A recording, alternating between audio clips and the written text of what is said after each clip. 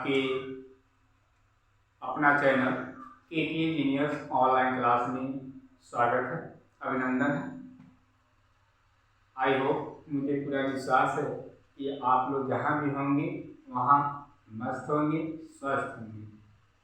आज हम इस वीडियो में आप लोग को क्लास 9 का सब्जेक्ट मैथ पढ़ाने वाला हूँ, यानी गणित, जो बेसिक से शुरू करने वाला हूँ चैप्टर 1 से, जिसमें पार्ट 1 है संख्या पद्धति।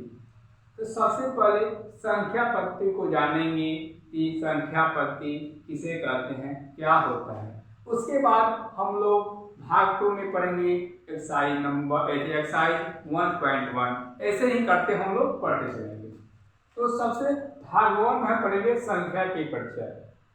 तो संख्या जानने से पहले सुन लीजिए कि संख्या क्या होती है। संख्या को गुण के आधार पे कई भागों में बांटा गया है। जिस प्रकार हम लोग किसी दुकान में जाते हैं और एक साबुन लेना होता है, तो उसके गुण कौन सा दुकान वालों ने क्या करा होता है, कंपनी के नाम पर या क्वालिटी के नाम पर अलग अलग खंडों में रखा होता है। कहता है कि ये लाइफबॉय है तो ये लक्स है, उस तरह बांट कर रखा होता है। कहता है इसका काम कुछ अलग है, इसका काम कुछ अलग है। उसी प्रकार मैथमेटिक्स ने क्या किया कि संख्या को भी कई आधारों पर कई गुणों को उसको बांटा है। तो सबसे पहली संख्या होती है प्राकृतिक संख्या। कौन सी संख्या होती है? प्राकृतिक संख्या। प्राकृतिक संख्या जिसे इंग्लिश में कहते हैं नेचुरल नंबर। क्या कहते हैं? Natural number. और इसे बड़ा एन से सूचित करते हैं, बड़ा एन से सूचित करते हैं। और किसे कहते हैं, चलिए इसका परिभाषा भी लिख देते हैं। गिनती के सभी संख्याएं को प्राकृतिक संख्या कहते हैं। प्राकृतिक संख्या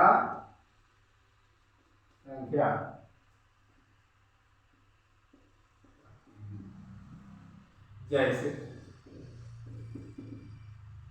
1, 2, 3 ऐसे चलते जाता है। कहाँ तक? अनंत तक। इसे इंग्लिश में इन्फिनिटी भी कहते हैं, उल्टा 8 लिखते हैं। ठीक है। अब आपसे लोग पूछता है कि सबसे छोटी प्राकृतिक संख्या किसे कहते हैं और सबसे बड़ी प्राकृतिक संख्या किसे कहते हैं। तो चलिए, सबसे छोटी प्राकृतिक संख्या किसे कहते हैं? तो छोटी प्राकृतिक संख्या 1 को कहते हैं। किसको कहते हैं? 1 को। किसे कहते हैं? 1 को। और सबसे बड़ी प्राकृतिक संख्या कौन होती है? उसे अनंत को कहते हैं। जिसे इंग्लिश में इन्फिनिटी भी कहते हैं, अनंत को कहते हैं। अब चलिए, एक दिन की बात है कि एक बच्चा प्रश्न सोल्व कर रहा था। एक प्रश्न उसको मिला था कहीं, तो सोल्व कर रहा था x + 2 = 2। उसको सोल्व करने के लिए कर रहा था, तो बोले x बराबर 2, और जब प्लस में किधर जाता है तो माइनस हो जाता है, -2। तो x बराबर क्या हो जाएगा? 0। तो बोला लोगों से कि बताइए, आप तो बोल रहे थे कि 1, 2 जितनी गिनती संख्या है वो सब प्राकृतिक संख्या है, तो 0 कौन सा संख्या है? तो लोगों ने लगा सोचने, मैथमेटिक्स भी लगा सोचने, सच बात है भाई कि 0 कौन सी संख्या है। तो उन्होंने कहा चलो एक नया फैमिली बना लेते हैं। उन्होंने क्या किया? एक नया फैमिली बनाया, एक नया परिवार बनाया, जिसका नाम रखा पूर्ण संख्या। मैथमेटिक्स ने क्या किया? एक नया फैमिली बनाया जिसका नाम रखा पूर्ण संख्या, जिसे इंग्लिश में क्या कहते हैं? होल नंबर कहते हैं। देखिए, नाम से ये पूर्ण संख्या यानी पूर्ण हुआ, उसको लगा कि अब हम पूर्ण कर दिए संख्या। ठीक है, तो पूर्ण संख्या, तो इसे W से सूचित करते हैं। क्या से? W से सूचित करते हैं। तो इसका परिभाषा लिख लीजिए। 0 और प्राकृतिक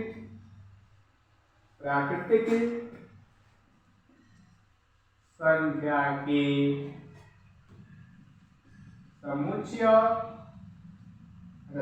समुच्चय को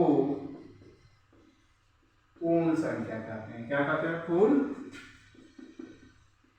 संख्या। जैसे देखिए अभी आपने बताया उन्होंने क्या किया, पूर्ण एक अलग फॉर्मूला लिया तो उसको प्राकृतिक संख्या को और पूर्ण संख्या को जोड़ दिया। तो क्या किया, 0 1 2 3 4 ऐसे कहाँ तक, इन्फिनिटी तक लिया। ठीक है, चलिए अब इसके आधार पर क्या हुआ कि एक दिन और क्या हुआ, एक बच्चा क्वेश्चन सोल्व कर रहा था, उसको मिल गया क्या, एक क्वेश्चन मिला था कि x + 2 = 1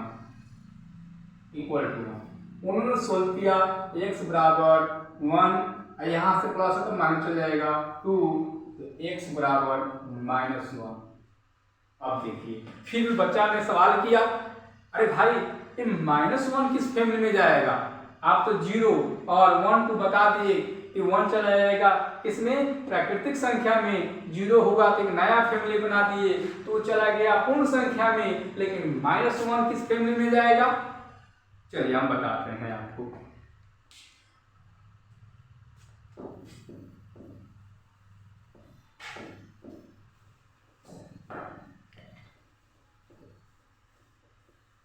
तो मैथमेटिक्स ने क्या किया कि एक और सोचा, चलो भाई एक नया फैमिली और बना दे, तो उन्होंने क्या किया, एक और फैमिली का नाम आविष्कार कर दे, एक और फैमिली बनाया जिसका नाम रख दिया क्या, पूर्णांक संख्या। क्या रखा, पूर्णांक संख्या। पूर्णांक संख्या। अब देखिए इसको इंग्लिश में इंटीजर कहते हैं। क्या कहते हैं, इंटीजर, पूर्णांक संख्या। अब देखिए नाम से ही है पूर्णांक संख्या, मैथमेटिक्स चलो अब लास्ट बना दी, इसमें सब कुछ आ जाएगा, यानी 0 भी आ जाएगा, नेगेटिव संख्या भी आ जाएगा, पॉजिटिव संख्या भी आ जाएगा, यानी धनात्मक भी आ जाएगा, शून्य भी आ जाएगा और ऋणात्मक भी आ जाएगा। तो उन्होंने मिलाकर इसका नाम ही रख दिया पूर्णांक संख्या और उसको 2 भागों में बांट दिया। कहा कि पूर्णांक संख्या कहा कि 0 बीच में रख दिया और जो दाएं साइड में होता है उसको धनात्मक यानी पॉजिटिव संख्या नंबर रख दिया और जो बाएं साइड में होता है उसे ऋणात्मक रख दिया। जैसे 0 1 2 3 4 ऐसे इन्फिनिटी तक, इसका नाम रख दिया धनात्मक संख्या। और इधर -1 -2 -3 -4 ऐसे ऐसे इन्फिनिटी तक गया, इसका नाम रख दिया ऋणात्मक संख्या। इसी को क्या कहते हैं, इसी को कहते हैं पूर्णांक संख्या। ठीक है, चलिए अब हम लोग कुछ और संख्या के बारे में जाने।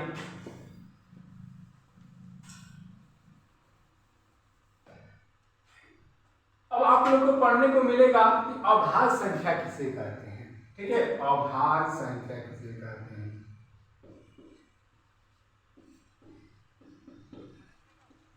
अभाज्य संख्या किसे कहते हैं,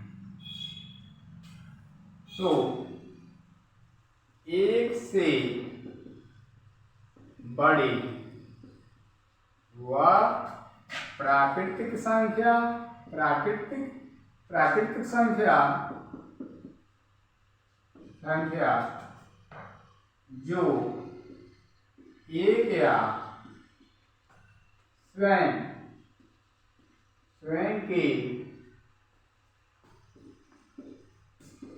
अलावा दूसरे से विभाजित न।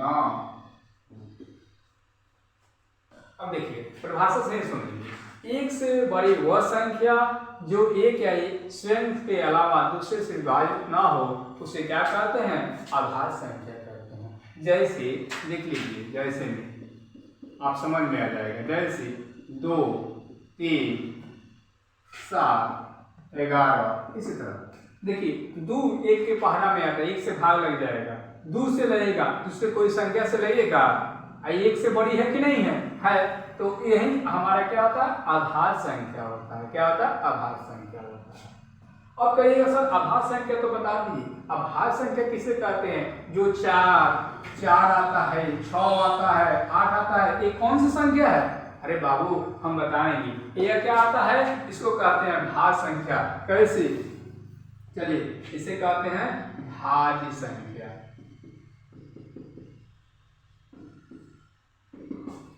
एक से बड़ी व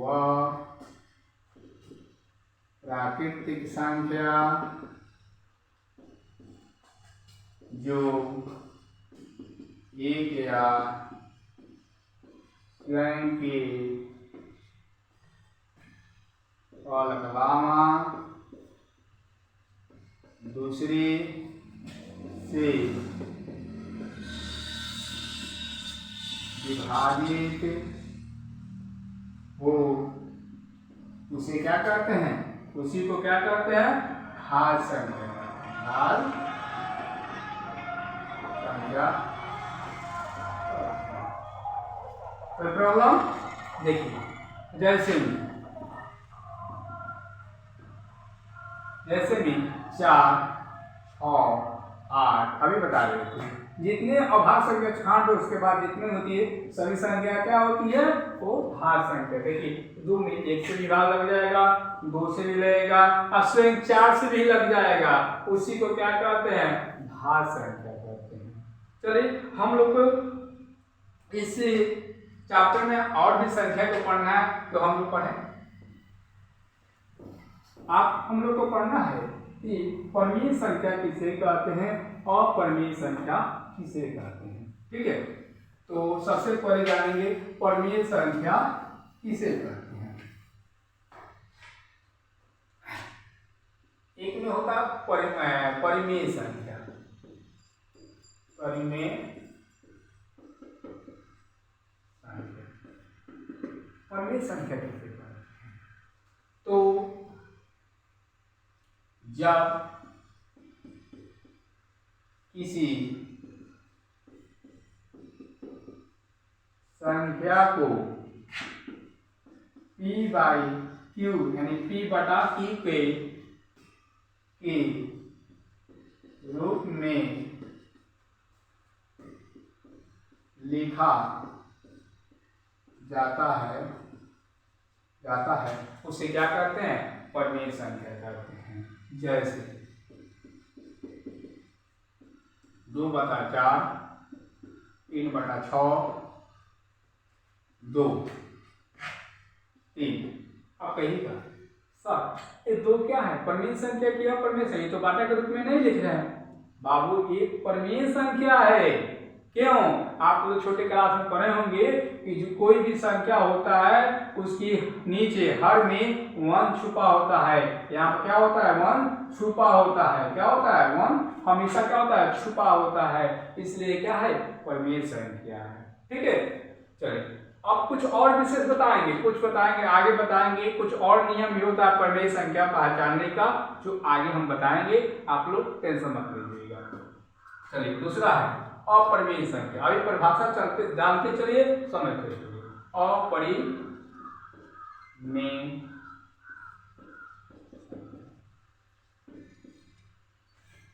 वह संख्या एक और बात याद डालिए, जो एक और बात, Q इक्वल टू नॉट 0, यानी Q का मान 0 नहीं होना चाहिए। अभी आप जान लीजिए, ये अभी एक नियम होता है कि अब मान लीजिए 2/0 हो तो ये यार परमीय संख्या की अपरिमेय संख्या है। अरे अपरिमेय संख्या हो जाएगा, परमीय संख्या नहीं, क्योंकि Q का मान 0, तो Q का मान 0 नहीं होना चाहिए। ठीक है, वह संख्या जिसे P बाई Q के रूप में लिखा न जाए, वह संख्या जिसे P बाई Q के रूप में लिखा ना जाए उसे क्या कहते हैं, अपरिमेय संख्या कहते हैं। जैसे √2 पाई, ठीक है। ऐसे अब कहेगा सर रूट पाई तो 22/7 रूट में लिख सकते हैं, लेकिन लिखते हैं भाई, लेकिन एक्यूरेट मान नहीं होता है। रूट का मान 22/7 एक्यूरेट नहीं होता है। आपको बताएंगे, आगे बताएंगे, थोड़ा देर पहले बात बताएंगे कि आपको पाई क्यों अपरिमेय संख्या है, पाई क्यों अपरिमेय संख्या। आप धर्ज बनाए रखिए, आपको जरूर बताएंगे कि पाई क्यों अपरिमेय संख्या है, ठीक है। तो इसे क्या कहते हैं, अपरिमेय संख्या कहते हैं। इतना आप लोग नोट कर ले और आप हो सके तो स्क्रीनशॉट ले लें, ठीक है। चलिए अब हम लोग आगे पढ़ें। अब एक और संख्या मिलता है कि आप लोग को कि वास्तविक संख्या, वास्तविक संख्या हम लोग को पढ़ने को मिलेगा वास्तविक संख्या किसे कहते हैं। अब देखिए वास्तविक संख्या किसे कहते हैं, तो सभी संख्याओं के समूह को, संग्रह को क्या कहते हैं, वास्तविक संख्या कहते हैं, ठीक है। जैसे आप हम लोग पढ़े प्राकृतिक संख्या, पूर्ण संख्या, इंटीजर यानी पूर्णांक संख्या, इसकी सभी समूह को क्या कहते हैं, हम लोग क्या कहते हैं, वास्तविक संख्या कहते हैं। संख्या के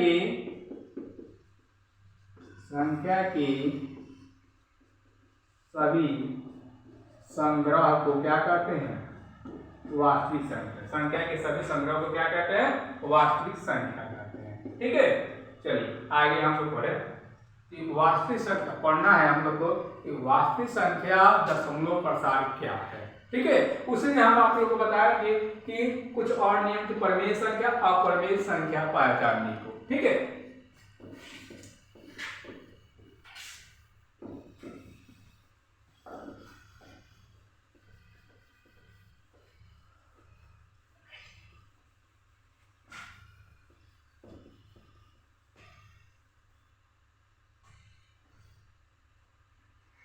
क्या पढ़ना हम लोग को, वास्तविक संख्या, वास्तविक संख्या और दशमलव प्रसार, दशमलव प्रसार। ये वास्तविक संख्या दशमलव प्रकार, इसका भी 3 भाग होता है। इसका भी क्या होता है, 3 भाग होता है। सबसे पहला होता है सान, क्या होता है, सान। इस स्थिति में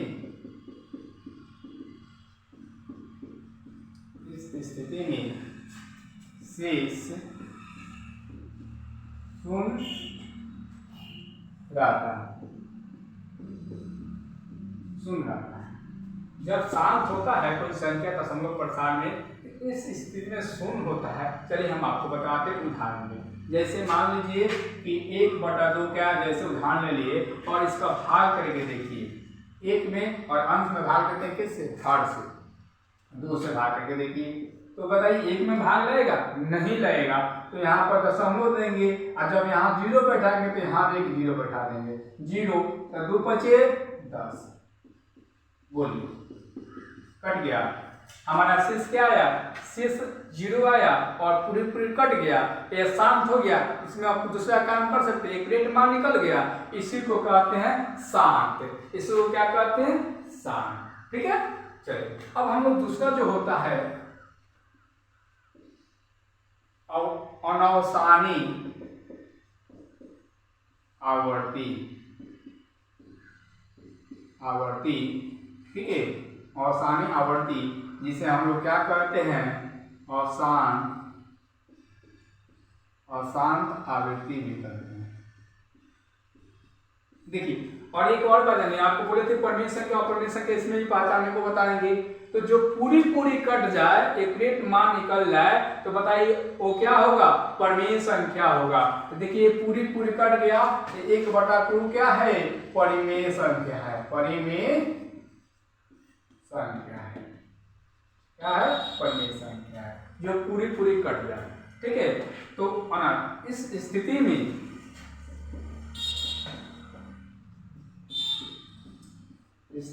में ठीक है, इस स्थिति में शेष का पुनरावृत्ति होती रहती है,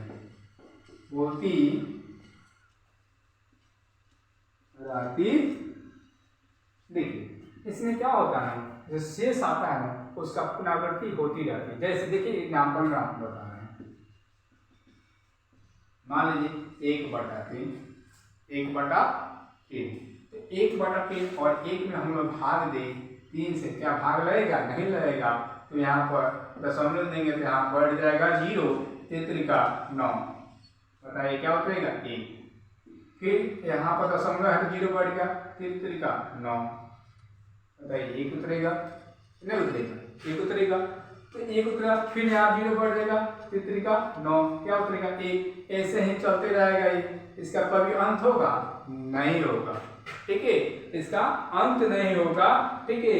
और ये क्या होगा? इसका शेष जो होगा एक ही शेष, यानी कोई भी शेष, मान लीजिए 2 हो 3 हो, कोई भी एक ही डिजिट बार बार आएगा आपके सामने, तो किस में आता है? अशानी आवृत्ति, अशांत आवृत्ति, यानी ये कभी शांत नहीं हो रही है। क्या शांत हो रही है? नहीं हो रही है, इसी को अशानी आवृत्ति कहते हैं। और जब बार बार कोई एक ही डिजिट आए तो क्या करना है? 3 में भाग देने के बाद ऊपर बार बैठा देना चाहिए, ठीक है। और देखिए जब एक ही डिजिट बार बार रिपीट करें तो किस में जाता है? वो परिमेय संख्या में जाता है। किस में जाता है? परिमेय संख्या में जाता है।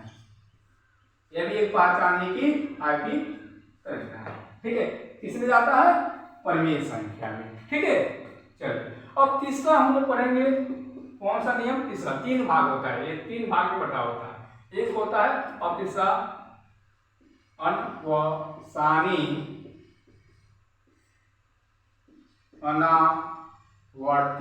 अनावर्ती, जिसे दूसरा नाम भी क्या होता है? दूसरा नाम कहते हैं अशांत अनावर्ती। इसका दूसरा नाम भी आसान अनावर्ती, जिसे इंग्लिश में इसलिए कहते हैं, जो बार बार एक ही चीज है इंग्लिश से रिपीटिंग कहते हैं, ठीक है। आज जो कट जाए, पूरी रूप से कट जाए, उसे टर्मिनेटिंग कहते हैं। टर्म उसका क्या हो रहा है? बार बार टर्म में आ रहा है ना, कट जाए से टर्मिनेटिंग कहते हैं, ठीक है। तो आप लोग के कोई कहता है नॉन टर्मिनेटिंग, नॉन रिपीटिंग, वहीं आप लोग किसमें पढ़ना है? अशानी अनावर्ती में पढ़ना, आसान अनावर्ती में। इस स्थिति में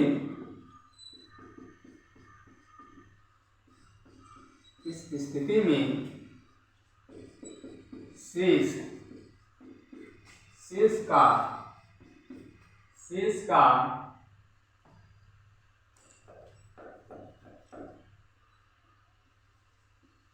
पुनरावृत्ति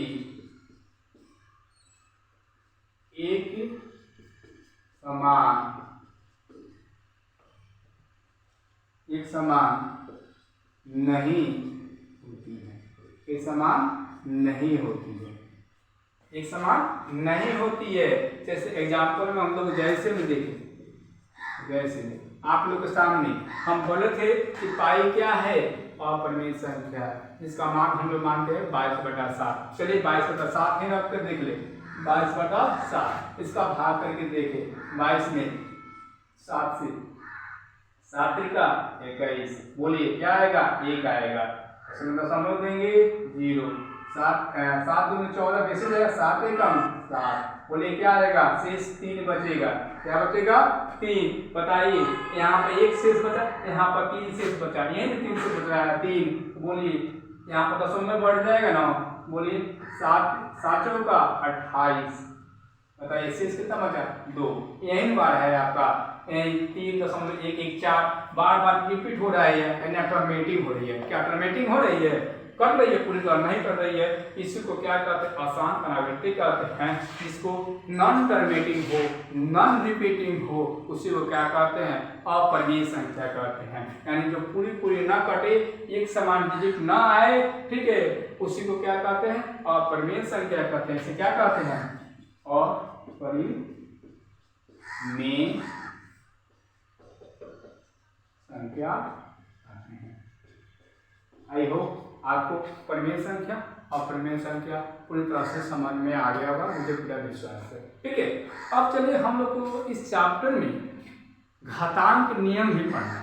ठीक है, तो हम लोग इस बेसिक चैप्टर में, इस बेसिक वीडियो में हम लोग घातांक नियम को भी पढ़ रहे हैं। ठीक है, तो हम लोग अगले जो भाग होगा, अगला पार्ट होगा, उसमें एक्सरसाइज 1.1 पढ़ेंगे। ठीक है,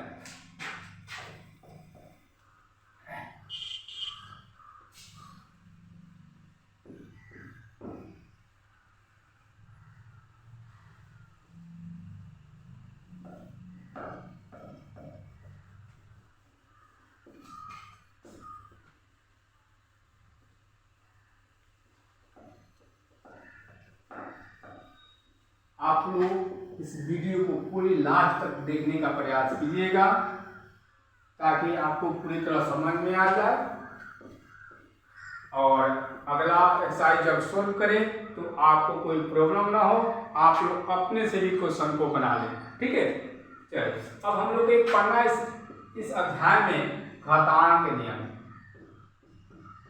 घातांक नियम, तो सबसे पहले जाने कि घातांक क्या होता है, घातांक नियम क्या होता है।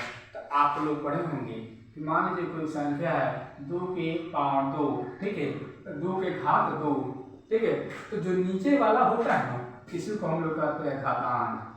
इसको क्या कहते हैं? घातांक। और जो ऊपर वाला होता है उसे कहते हैं घात। इसको क्या पढ़ते हैं? घात पढ़ते हैं। इसका मतलब क्या होता है?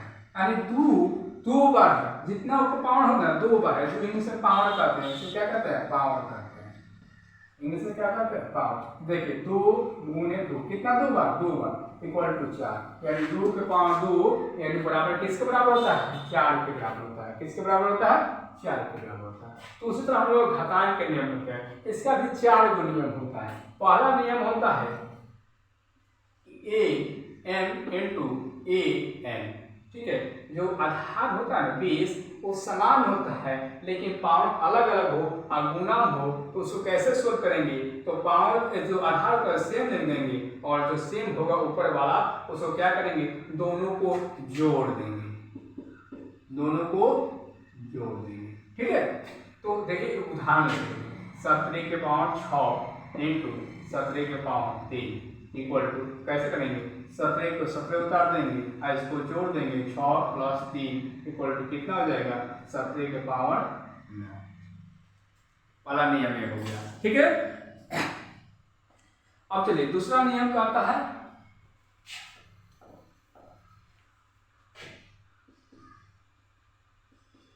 दूसरा नियम क्या करता है?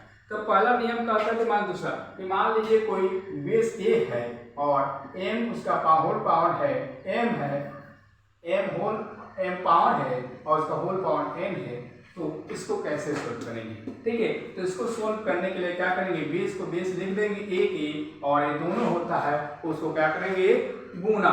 जब ऐसा होता है कोष्ठ बंद होगा तो ये क्या मतलब बता रहा है? गुना। तो m × n क्या होगा? m × n। मान लीजिए कोई संख्या, देखिए a, मान लीजिए 6 के पावर 2 × 3, हाँ, तो क्या करेंगे? 6 2 × 3 बराबर 6 के बराबर कितना हुआ? 3 दूनी 6, क्या हो जाएगा? 6 पावर हो जाएगा, 3 हो जाएगा। चलिए अब तीसरा करें। तीसरा नियम क्या है? इसका नियम यह होता है कि मान लीजिए आपका क्या दिया है? बेस सेम दिया है और बेस m बटा और भिन्न दिया है n, और हर का जो पावर होता है अलग हो और अंश का जो पावर हो वो अलग हो, लेकिन दोनों का मान समान हो, तब क्या करेंगे? तो क्या करेंगे? a जो समान मान होता है उसको लिखकर, बेस को मान लिखकर, और m में से n को घटा देते हैं, n को घटा देते हैं। उदाहरण लीजिए, मान लीजिए 4 के पावर 2, 4 के पावर 4 और 4 के पावर 2 कर देंगे। तो उदाहरण लीजिए क्या करेंगे? 4 दोनों सेम है, 4 लिख देंगे और 4 में से -2 कर देंगे, कितना हो जाएगा? 4 के पावर 2 आंसर, यही आंसर हो जाएगा। ठीक है, अब देखिए चौथा नियम कहता है घातांक का क्या करता है? चौथा नियम करना है कि और बेस क्या हो? बेस अलग अलग हो और जो पावर होता है वो सेम हो। क्या होगा? और बेस अलग अलग हो और पावर सेम हो तो क्या करेंगे? तो देखिए a 2 × बी 2 है, मान लीजिए 2 लिख दिए, सॉरी एम और एम दिया है, ठीक है, इंटू में है। अब तो देखिए बेस दोनों अलग अलग है, तो क्या करते हैं, तो इसको क्या करते हैं, बेस वाले को गुना कर देते हैं और एम दोनों जो सेम है उसको लिख देते हैं। तो क्या करेंगे, इसको a into B whole M whole के पावर m कर देंगे, दोनों का पावर क्या करेंगे m कर देंगे। तो देखिए a के पावर मान लीजिए कोई संख्या लीजिए 2 6m into 6 2 into 4 2 same high power, तो क्या करेंगे दोनों को गुना कर देंगे, 6 इंटू 4 आई जो पावर है सेम है तो उसको होल स्क्वायर कर देंगे, ठीक है। तो क्या हो जाएगा, देखिए तो 6 चौका 24 6 चौका 24 स्क्वायर कर देंगे, ठीक है। तो हमारा मान आ गया 24 स्क्वायर होल स्क्वायर, ठीक है। तो आई होप, मुझे पूरा विश्वास है कि आप लोग जो संख्या पद्धति का हम लोग परिचय कर रहे हैं वो आपको पूरी तरह से समझ आ गया होगा, ठीक है। और आप लोगों को कोई प्रॉब्लम हो तो आप लोग कमेंट करके हमको सूचित करें ताकि हम आपको इस प्रॉब्लम को सोल्व कर सकें, ठीक है। और आप लोग को ये वीडियो अच्छा लगा हो तो मेरे चैनल जो आपका जो चैनल है के जीनियस ऑनलाइन क्लासेस उसको सब्सक्राइब कीजिए और बेल आइकन को दबाना मत भूलिए ताकि आपके पास से कोई भी नोटिफिकेशन ना पहुंचे। इसके लिए आपको बेल आइकन दबाना बहुत जरूरी है ताकि हम कोई भी वीडियो डालें तो आपके पास जल्द ही पहुंच जाए और आप उससे देख सकें, ठीक है। और ज़्यादा से ज़्यादा दूसरे के पास क्या कीजिए, शेयर कीजिए और वीडियो को लाइक कीजिए ताकि मेरा भी मन खुश होके मोटिवेशन मिले ताकि हम और दूसरा भी वीडियो बना सके। थैंक्स, जय हिंद।